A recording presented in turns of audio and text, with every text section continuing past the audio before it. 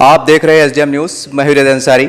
आज मेरे साथ मौजूद है फ्रीडम अगेन के चेयरमैन मुशीर खान साहब और तमाम हमारे दर्शक जहां तक हमारा चैनल देखा जा रहा है उनको बता दें कि ये हैदराबाद में रहते हैं, वहां पर एनजीओ चलाते हैं और औरंगाबाद में एक बहुत अहम काम के सिलसिले में उनका आना हुआ, एक सामाजिक काम के सिलसिले में आना हुआ।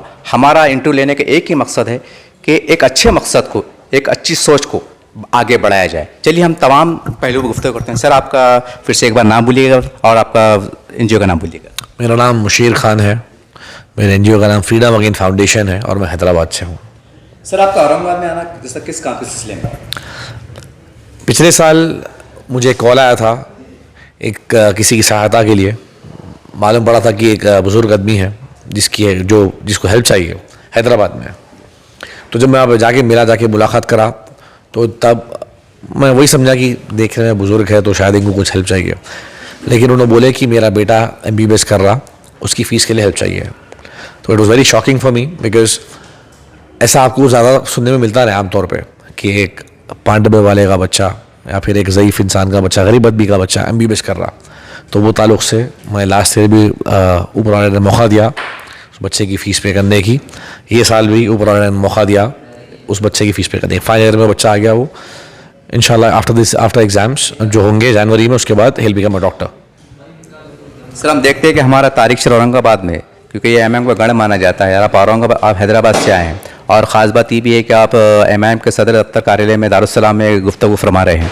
तो कहने का मैसेज तो चला जा रहा है सीधे तौर पर कि आपका ताल्लुक़ MIM से है या आप उनके दायरे कार में काम करते हैं, तो इसके पर थोड़ी वजाहत फरमा दें। नहीं, डेफिनेटली ताल्लुक़ मेरा MIM से डेफिनेटली है, लेकिन नथिंग पॉलिटिकली, जस्ट दोस्ताने के तौर पर एज अ फ्रेंडली आला ही बोल सकते हैं आप। आई डेफिनेटली मुझे मेरे कई लोग हैं पहचानत कि मेरे MIM हैदराबाद से हूँ आफ्टर ऑल, और MIM बहादुर अर्जन की जमात है जिनके मैं उन्हीं के ख़ानदान से हूँ। तो डेफिनेटली MIM से मेरा है एफिलिएशन, बट नथिंग पॉलिटिकली।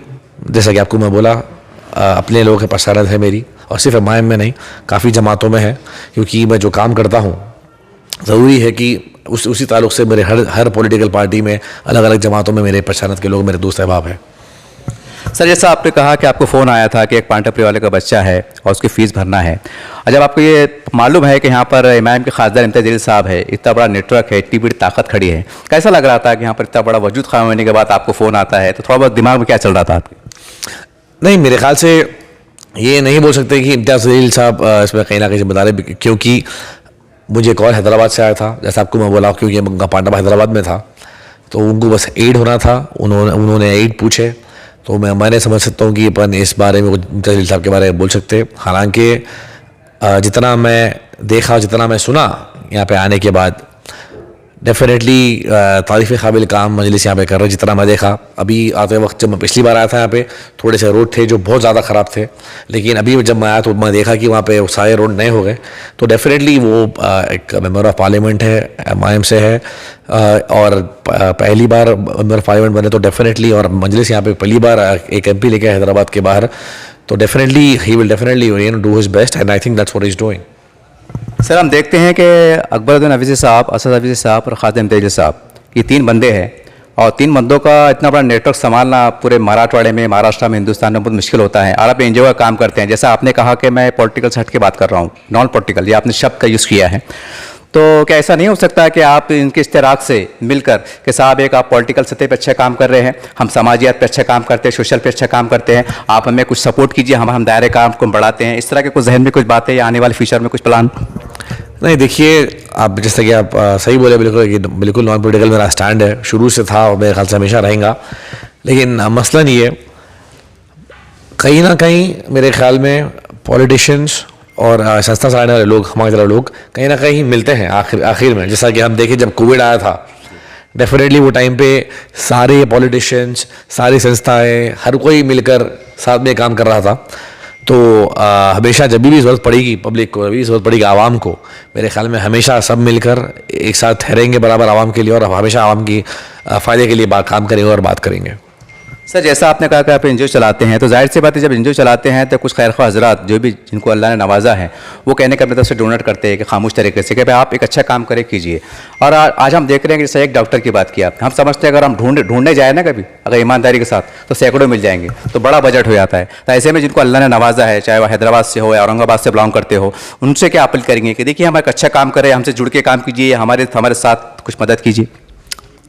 बहुत ही शानदार सवाल किया आप। और मैं यहाँ पर आने का मेरा मकसद, आपसे मिलने का मकसद मेरा यही था कि लोगों को मैसेज दूँ मैं, क्योंकि हर किसी को ख्वाहिश है आगे बढ़ने की, और आगे बढ़ने के लिए सबसे सही रास्ता है तालीम का, एजुकेशन का। लेकिन लोग पढ़ना चाहते हैं लेकिन उन्हें सही जगह, सही मौका, सही बैकअप नहीं मिलता। तो डेफिनेटली मैं आपके चैनल की तरफ से, चैनल के ज़रिए मैं सबसे गुजारिश करूँगा सारे व्यूअर्स को कि आपके आसपास डेफिनेटली कोई ना कोई होगा जो तालीम में, पढ़ाई में बहुत अच्छा है लेकिन उसके पास अपॉर्चुनिटी नहीं है। तो डेफिनेटली ऐसे लोगों की हमें हेल्प करना चाहिए। ज़रूरी नहीं है कि आप सारी फ़ीस पे करें या सब कुछ करें। बिल्कुल आप एक छोटा अमाउंट से हेल्प फीस पे कर सकते हैं। चाहे आप अगर आप पैसे नहीं आपके पास, क्योंकि आप उनका मॉरली गाइड कर सकते हैं, मॉरली सपोर्ट कर सकते हैं उन्हें, आप उन्हें कर सकते हैं मोटिवेट कि आगे आप मायूस मत होइए, आप बराबर आगे बढ़ेंगे। आप एक जो भी आपका स्किल है आप वो स्किल शेयर कर सकते हो उनके साथ। तो जब बात मैं करता हूँ हेल्प की, ज़रूरी नहीं है कि आप सिर्फ पैसे की हेल्प करना, और बहुत ज़रिए हेल्प करने के किसी को, वो हमें बराबर याद रखना चाहिए। सर हम देखते हैं कि हमारे इस्लाम में निज़ाम में ज़कात की बड़ी एक अहमियत होती है, और हम काफ़ी अरसों दराज से देख रहे हैं कि एक ज़कात का बड़ा हिस्सा मदरसों पे और कहीं ना कहीं मस्जिद के अतराफ़ में घूम जाता है बड़े पैमाने पर। और आज कहीं ना कहीं दानिश्वरों से, बड़े बड़े स्कॉलर की जानिब से एक अपील उठ रही है, आपके स्वास्थ्य के ताल्लुक भी आपसे भी कई इनकी तरफ से आवाज़ उठ रही है कि ज़कात का कुछ हिस्सा मकसद कर दे। मान लीजिए अगर कोई बंदा अगर 100 रुपये ज़कात दे रहा है तो 25 पैसे वो एजुकेशन पे दे। तो ये तनाजुर की तमाम बातों को आप किस निगाह से देखते हैं और इसमें क्या होना चाहिए? मेरे ख्याल से बिल्कुल बात सच है, क्योंकि जब आप किसी को खाना खिलाते हैं, बहुत अच्छी बात है खाना खिलाना, बेशक वो दुआ कमाने का काम है, जारिया का काम है, लेकिन वो खाना एक टाइम का रहता, वो खाना खाए और खाना ख़त्म हो गया। ऐसा कुछ काम करिए जिससे लॉन्ग टर्म पर आप किसी की हेल्प कर सके, नॉट जस्ट वो एक पर्सन को, वो एक इंसान को, बल्कि आने वाले नस्लों को। अगर आप वैसी हेल्प किसी को करेंगे तो बड़ा इम्पैक्ट पड़ेगा, क्योंकि आप वो सिर्फ एक बंदे की हेल्प नहीं कर रहे, आप एक पूरे ज़माने की हेल्प कर रहे हैं।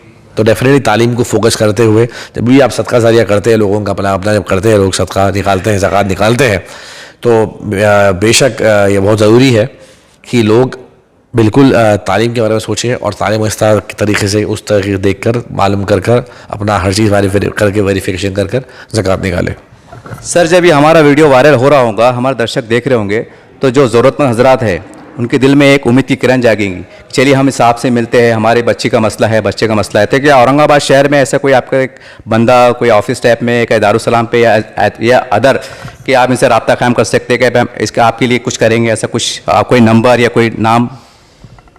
नहीं, दारुसलाम तो डेफिनेटली पब्लिक की जगह है, और हालांकि मेरा एफिलिएशन है नहीं, बस यहाँ पर हम बैठे हैं समीर भाई की परमिशन के साथ, समीर भाई का साथ दिया हमारा इस इंटरव्यू के लिए, इसीलिए हम यहाँ पर है। लेकिन उसके अलावा डेफिनेटली अगर जब भी पब्लिक को जो भी किस्म की लोगों की हेल्प चाहिए, डेफिनेटली मेरा एक पेज है फ्रीडम अगेन फाउंडेशन, इंस्टाग्राम पर फ्रीडम अगेन फाउंडेशन जिसका नाम है, फेसबुक पर बेशक हमें कर सकते हैं कॉन्टैक्ट। ज़रूरी नहीं है कि मैं डेफिनेटली हेल्प करूँगा, क्योंकि जैसा आपको मालूम है, जैसा आपको मैं बोला, उतना बड़ा एनजीओ है नहीं हमारा, लेकिन हमारी सोच बड़ी है, हमारे इरादे बुलंद हैं, और इतने साल से हम काम करते हुए आए।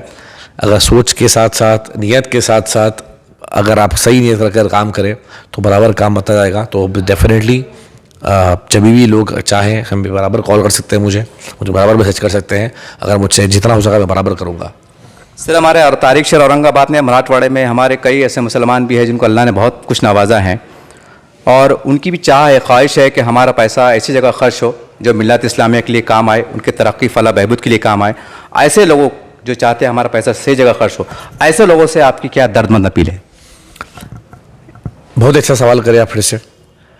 ये जब लोग अपना पैसा निकालते हैं ज़कात के लिए, जो भी है चैरिटी के लिए, इट्स वेरी इंपॉर्टेंट कि लोग अपना वेरिफिकेशन करें, पैसा कहाँ जा रहा, किसके पास लग रहा, और वो पैसे से क्या हो रहा। ऐसा नहीं कोई बस पैसे पूछे आपसे और आप दे दिए। अपना वेरिफिकेशन करिए, आप अपना बैकग्राउंड चेक करिए आपका आप, और वो भी मेरे अपना अपना बोलता हूँ मसहब कि बराबर आप बैकग्राउंड वेरिफिकेशन करिए, आपका पैसा सही जगह दीजिए आप, ऐसा नहीं कि बस कहीं आप सोने और दे दिए। अगर आप पैसा ही पैसा सही जगह लगाएंगे आप और वो पैसा काम में आएगा, किसी को लगेगा पैसा हो आगे, वो पैसा और आगे बढ़ेगा। अगर ऐसे ही दे दिए पैसे किसी को और वो पैसा काम में नहीं आया तो एक तो आपको गुनाह होगा और दूसरा आपको मायूसी होगी कि आपका पैसा कुछ सही जगह लगाना है। तो it's very important for and I request and I appeal all the donors that it's very important to make sure that you are verifying before donating, make sure you do it. Sir एक आखिरी सवाल है और बड़ा इस मौजू से हटके सवाल है।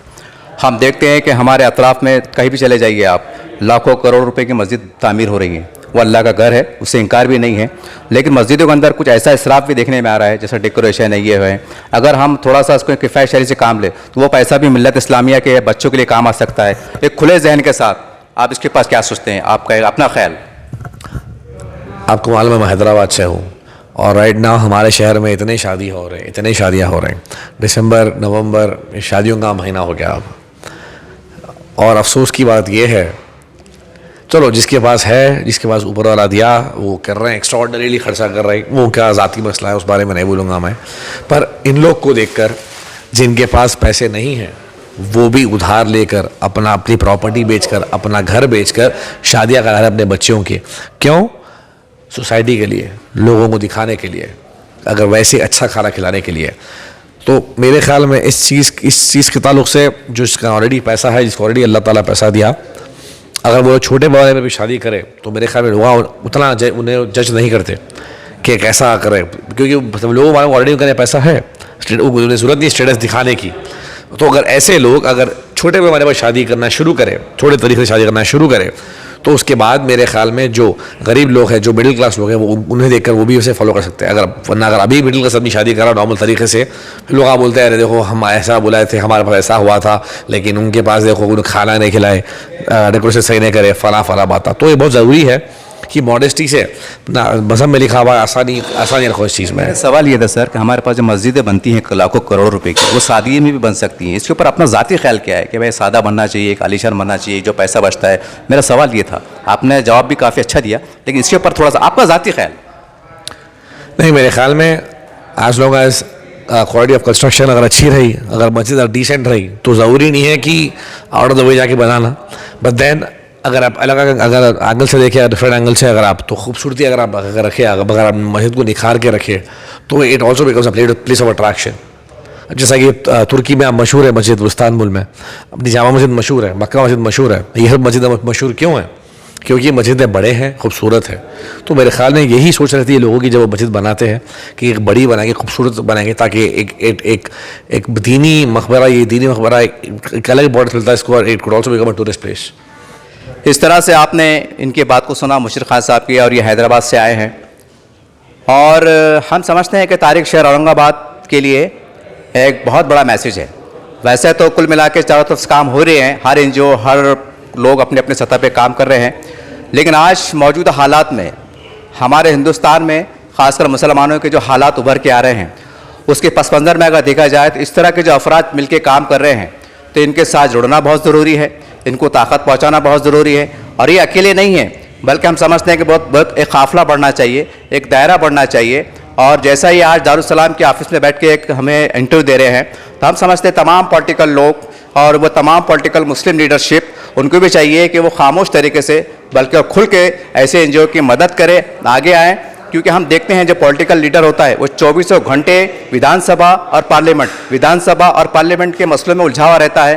तो ये उनकी गलती नहीं है, वो कहीं ना कहीं एक वक्त की कमी का शिकार होते हैं। तो उनको चाहिए कि वो अपनी सलाहियत बरकरार लाकर अपने फंड्स के ज़रिए से, अपने असर रसूख के ज़रिए से ऐसे तमाम एनजीओस जैसे आपके सामने बैठे एक मिसाल के तौर पर इनको ताकत पहुंचाने का काम कीजिए। और औरंगाबाद के लिए हम समझते एक फ़ख्र की बात भी है, और कहीं ना कहीं हम समझते एक शर्म भी महसूस होती है कि एक हैदराबाद से एक एनजीओ आती है, एक बंदा आता है और वो एक शहर के लिए काम करता है। तो हमारे सवाल ये भी होता है कि हमारे औरंगाबाद के अंदर कई बड़े बड़े लोग हैं, तो वो उनकी नज़र इन पर क्यों नहीं गई? तो हम समझते हैं कि वक्त आ चुका है।